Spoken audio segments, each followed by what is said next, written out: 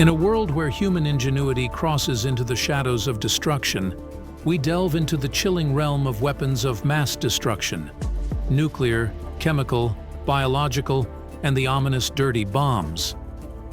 These are creations of profound intellect, yet they hold the power to annihilate indiscriminately.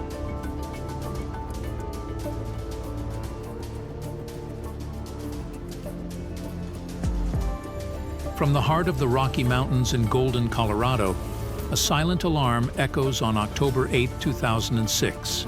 This is the primary center on Earth for monitoring earthquake activity anywhere in the world.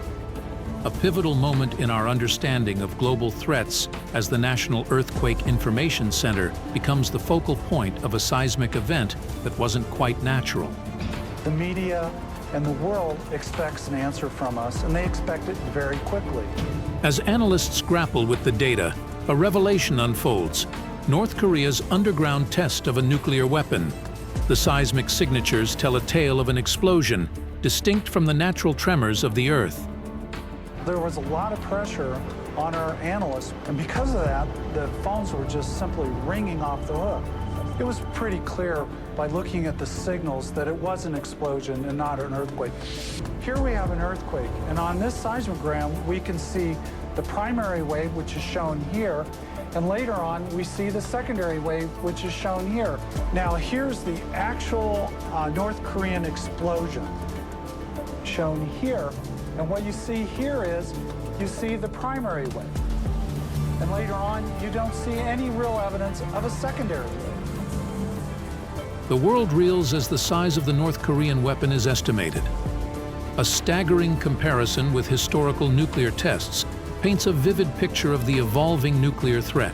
So using information and seismograms like this, we're able to determine that the magnitude of the event was about a magnitude 4.2.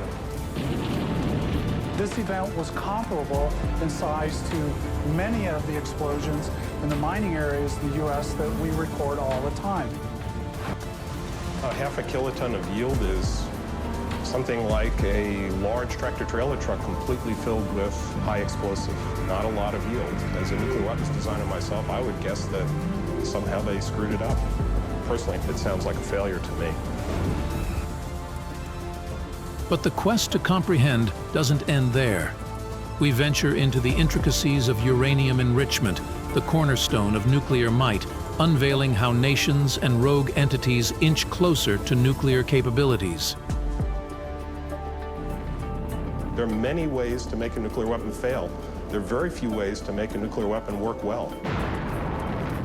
In the clandestine corners of the world, the covert pursuit of bomb-making capabilities unfolds. The transformation of uranium into a potent component of a nuclear weapon encapsulates the duality of human ingenuity and its potential for destruction. Enrich, and then you enrich, and then you enrich, and you go through a stream of process of these over and over and over again to get to very high enrichment levels. Meanwhile, the Nevada desert holds secrets of nuclear testing, now a relic of a past era. Here, science races against time, ensuring the aging arsenal remains secure in an age where physical testing is a chapter closed. We're sitting here in the middle of the Nevada desert at Bilby Crater. This was an underground nuclear test conducted 2,400 feet below the surface. As you can see, a huge crater was created, over 1,800 feet across and 80 feet deep. This crater today is just as it was in 1963. As we stand at the crossroads of legacy and innovation, the Nevada test site embodies a profound transition. From the era of explosive testing to a future of responsible guardianship, it represents humanity's ongoing journey with its most formidable creations. Since the moratorium on nuclear testing in 1992, we can no longer go out and test a nuclear device, so we rely on computer models to simulate these nuclear detonations. The narrative shifts to the daunting prospects of nuclear material falling into the wrong hands. In the shadow of the Cold War, the specter of loose nukes haunts the global stage. In this precarious landscape, international efforts intensify to secure and dismantle these remnants of a bygone era. Covert operations, diplomatic negotiations, and collaborative programs between nations work in tandem to avert the unthinkable, the detonation of a nuclear device by non-state actors. The concern after the Cold War was that there would be loose nukes, that the large number, tens of thousands of nuclear weapons that the Soviet Union possessed would somehow get into the wrong hands and be used in unexpected ways. They would have the capability of probably destroying everything within a 1.5-mile radius of the point of detonation. It might kill anywhere from 50 to 500,000 individuals. Yet, the threats of mass destruction don't end with the nuclear. We traverse the grim history of biological warfare, from medieval sieges to modern-day fears of bioterrorism. It's still costing us billions of dollars in terms of surveillance and continued vigilance. In the laboratories of today, science races against these microscopic harbingers of doom, devising rapid detection and response systems to shield populations from unseen biological threats. Bring the mountain to Mojave, bring the laboratory to the event, and that's what Storm was created for. The van itself has everything it needs. It's water, it has a generator, it has air handling systems.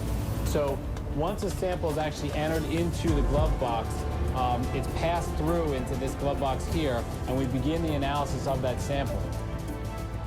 Chemical weapons, though banned, lurk in the shadows.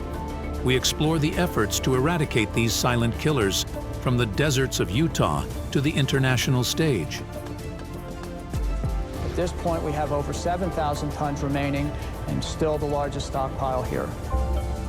The United States is significantly further ahead of the rest of the world with regard to getting rid of the sheer volume of weapons and agent that we have stored. This is the APDS, and this is how it works. Air gets sucked into here. This is the intake. And then the particles that are in the air get collected by this part here, which is the aerosol collector. Once an hour, the sample that's up here gets sent down to the analysis part of the instrument.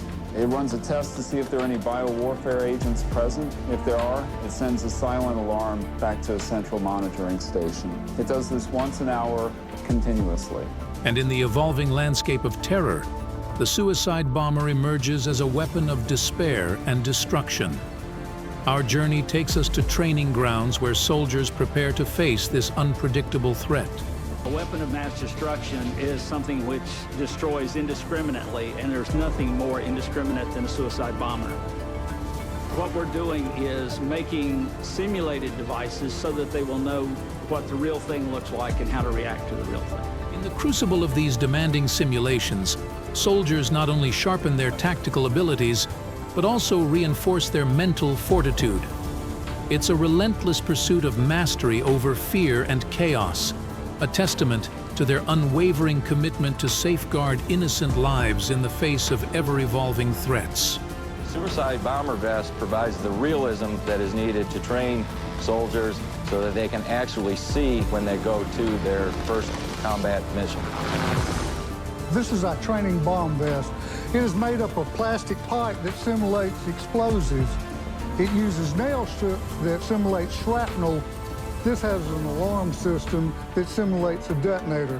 When this is triggered, it lets the people know that they are in a kill zone.